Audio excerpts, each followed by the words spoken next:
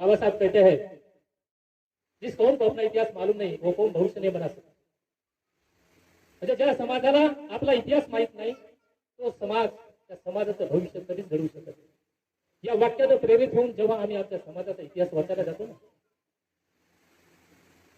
या जगामध्ये जेवढी काही समाज आहेत जेवढ्या काही जाती आहेत जेव्हा आम्ही यांचा इतिहास वाचायला जातो तेव्हा एक गोष्ट मात्र प्रकर्षानं जाणवतं की या जगामध्ये जेव्हा जेव्हा साहसी जातीचा इतिहास वाचला जाईल, या जगामध्ये जेव्हा जेव्हा धाडसी जातीचा इतिहास वाचला जाईल आणि तो आम्ही वाचला त्यातून एक गोष्ट प्रकर्षाने जाणवली आहे जी पहिल्या 10 मध्ये जी धाडसी जातीची यादी आहे त्या पहिल्या 10 मध्ये मातंग समाजाचं नाव आहे। याचा तुम्हाला आम्हाला साचा अभिमान असायला पाहिजे का?